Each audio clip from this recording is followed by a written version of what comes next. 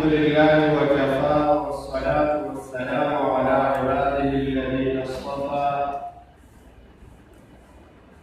خصوصا على سيد الأولين والآخرين شفيع المذنبين وخاتم النبيين رسول الرحمة ونبي السلام وإمام الهدى محمد المصطفى المجتبى. أما بعد فأعوذ بالله من الشيطان الرجيم. بسم الله الرحمن الرحيم. وشددنا ملكه وآتيناه الحكمة وفصل الخطاب. صدق الله العظيم. إن الله وملائكته يصلون على النبي يا أيها الذين آمنوا صلوا عليه وسلموا تسليما. كل شيء كويس. اللهم صل على محمد وعلى آل محمد كما صليت وسلمت عدد ما في علمك وعدد ما تحب وترضى. خوابو قدر منو طالب العلمانو او زمونگا د دې مجلس صدر او مشر حضرت مولانا قاری محمد سلیم حقانی صاحب دامت برکاتهم. نن الحمدللہ جامعہ اسلامیہ مهربانیہ احمد آباد زړه مینه کې د بزم ادب اهتمام شوی دی. تاسو ټول په دې باندې الحمدلله ووایئ.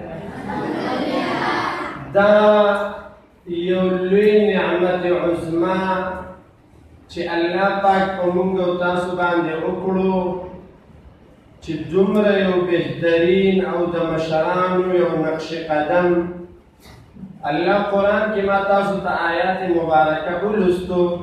د حضرت داود علیه السلام صفت بیانوي چې فصل الخطاب.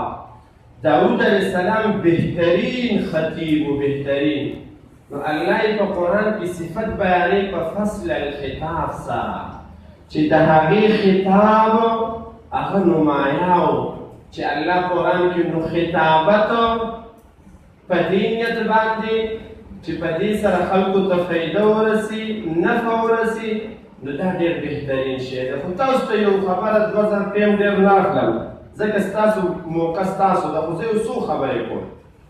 اولنۍ خبره دا ده چې مسافر طالبان چې څومره دي دوی خپل د مهنت مرکز او د خپل توجه مرکز دا به قرآن مجید ګرځوي چې څه لپاره راغلي او دا الحمدلله دلته ډېر په بهترین او اعلی او ډېر د بهترینو استادانو د نګرانۍ لاندې دا تاسو ته میسر دی.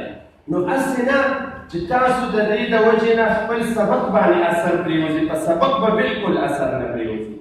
خپل سبق کې مهنت دا مازدیګر ټیم کې مازدیګر کې در سره کښېني، چکرې وې، منډې وې، یو 10 منټه 20 منټه بیان له ورکړه، تلاوت له ورکړه، نعت له ورکړه. نو چې ته دلته حفظ کې او الله تعالی حافظ جوړی بهترین، نو ته به بهترین مقرره وي، بهترین خطیب به یې، داسې خطیب به یې چې معاشره کې به ستا مثال نه وي. او ته به بهترین تلاوت کوونکی به مې او ته به بهترین نعتخوان مې. هر ماشوم کې دا ټیلنټ شته دی، دا ټیلنټ شته دی چې هغه یو بهترین خطیب جوړ شي، بهترین مقرر تلاوت والا. قاري صاحب خبره کوله چې موږ سره یو ماشوم او نیکۍ راغلی و ناست، نو په بیان کې هم اول پوزیشن واخیستو، په تلاوت کې هم اول پوزیشن واخیستو، په قرآن یاداشت کې هم اول پوزیشن. نیکۍ جلل چې دا وګوره په هر څه کې لکه دا نه دی چې دې بیانونو ته توجه کړې ده نو قرآن کې پاتې دی. قرآن کې نه دی پاتې، قرآن هم وایي الحمدلله، او قرآن سره سره بیانونه، خطابت، دا هر څه کوي. نو ښه محنت به کوئ، انشاءالله محنت به کوئ که نه؟ او داسې محنت به کوئ چې ان شاء الله الله یو داسې ورځ راولي چې هغه ورځ بیا تاسو بار مقابلې کوئ او مقابلې کې به ان شاء الله تاسو د دې ادارې په اول پوزیشن باندې راځئ ان شاء الله. ټول وایي ان شاء الله. دا به ستاسو په محنت باندې وي. هر اتوار به دلته ان شاء الله د 4 بجو نه واخله چې څه ټیم بیا ختمیږي. نو اوس میں اب نظام کے لیے اور اسٹیج کا ہمارے ادارے کی طرف سے جو آدمی کا انتخاب ہوا ہے ادھر اسٹیج کے نظامت کے لیے وہ چترال کے رہنے والے ہیں. چترال اتنے دور علاقے سے آئے ہوئے ہیں. اللہ تعالیٰ اس کو بہترین حافظ بنا دے اور اپنے ماں باپ کے لیے آنکھوں کا ٹھنڈک بنائے. سب کہے آمین.